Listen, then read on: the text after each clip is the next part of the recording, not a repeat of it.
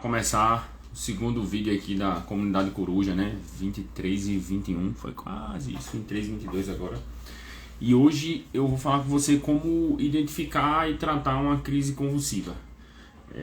Bom, só para retomar, nesses vídeos aqui eu falo de forma prática e objetiva perguntas que são relevantes no dia a dia, né? Assim, que é mais para a vida diária. Então, não vai ser um vídeo longo, vai ser uma coisa mais curta e que, enfim, a gente vai ser direto, né, ao ponto. Então, falando sobre o tema de hoje, como identificar e tratar uma crise hipertensiva.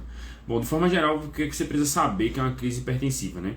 É alguma alteração, né, algum pico pressórico que tenha lesão de órgão-alvo. Por quê? Quando a gente tem o que popularmente, né, entre o nosso meio é chamado de urgência hipertensiva, a gente tem uma, enfim, definição de literatura, né, que é um pico pressórico sem repercussão de lesão de órgão-alvo, mas no paciente que tem doença estrutural, ou alguns lugares colocam quando a pressão está acima de 180, a sistólica, e quando a diastólica está acima de 120, 110, aí alguns lugares, aí algumas literaturas chamam isso de urgência hipertensiva. Bom, na prática, isso aí não tem relevância, digamos assim. Por quê? Porque quando a gente compara o paciente que trata uma urgência hipertensiva na emergência, né, o paciente que não tem nenhum sintoma, nenhuma lesão de órgão-alvo, nenhum comprometimento sistêmico, um comprometimento orgânico associado a esse pico pressórico, quando você trata ele, você não melhora o desfecho dele, você não melhora a mortalidade, você não diminui chance de reinternação, você não faz com que esse paciente tenha menos complicação por causa disso. Quando o paciente chega nessa condição, ele está, assim, é um sinal de que ele está mal controlado. Ele tem uma hipertensão mal controlada e que você precisa só dar uma compensada nisso aí, né? Orientar que ele precisa procurar o clínico dele para poder melhorar o tratamento.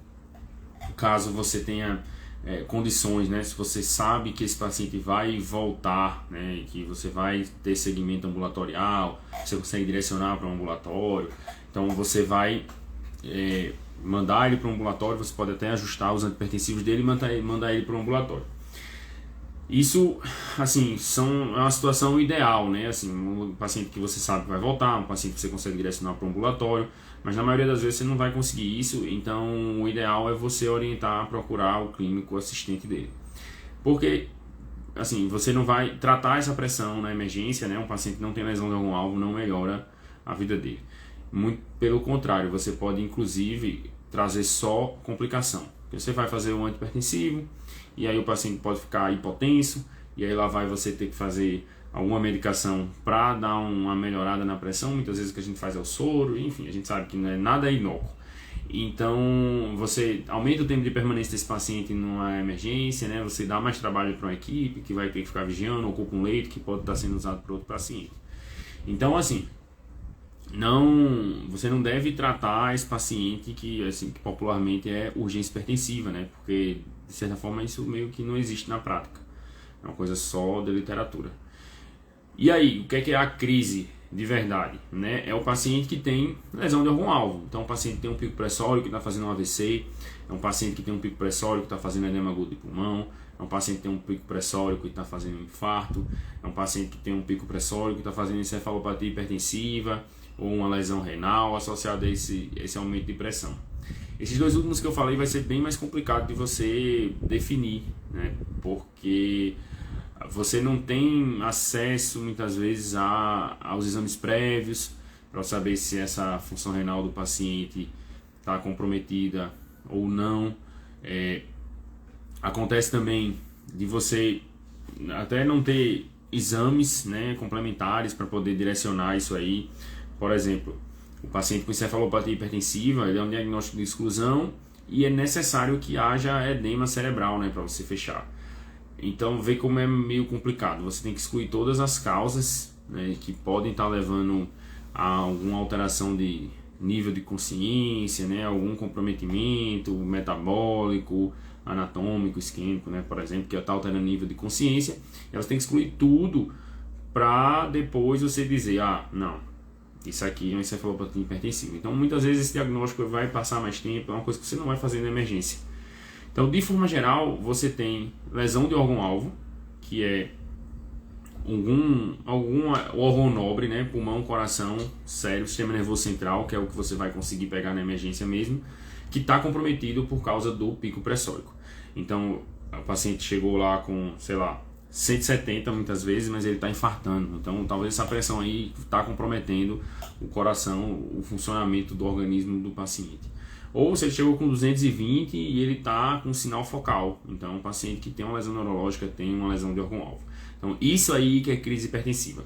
E aí, dependendo do que seja, você vai usar um tratamento mais específico. De maneira geral, você vai fazer os vasodilatadores venosos, né? Tanto a nitroglicerina como o nitroprussiato.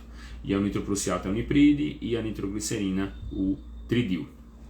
Então, assim, a diferença de um para o outro é que o nipride ele é um pouco mais arterial, de forma bem objetiva. O nipride ele é mais arterial, o tridil ele é mais venoso, mas também tem um efeito arterial. Então, são medicações que vão baixar a pressão.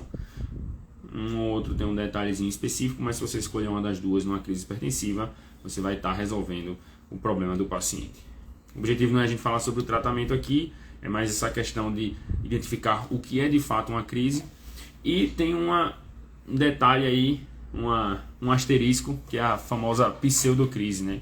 É o paciente que ele é hipertenso e que ele não está fazendo uso das medicações, ele não está aderindo ao tratamento e ele chega lá com um pico pressórico. Ou, por exemplo, o paciente chegou lá com 160 de sistólica, 170 de sistólica, mas ele foi lá e aí mediu a pressão e ele não tomou o remédio hoje porque ele não tinha se alimentado, porque saiu de casa para ir para consulta, não sei que horas da madrugada.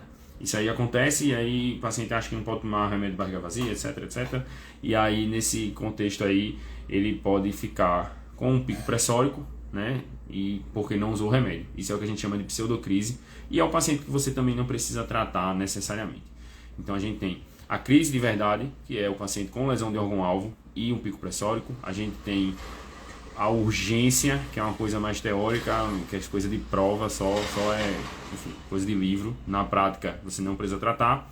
E a pseudocrise, que é o paciente que é hipertenso, é o paciente que ele já tem o diagnóstico, ele não fez uso da medicação e a pressão dele está alta porque ele não fez uso da medicação. Ou então porque a pressão dele já realmente está descontrolada, né? Paciente que não está com tratamento efetivo.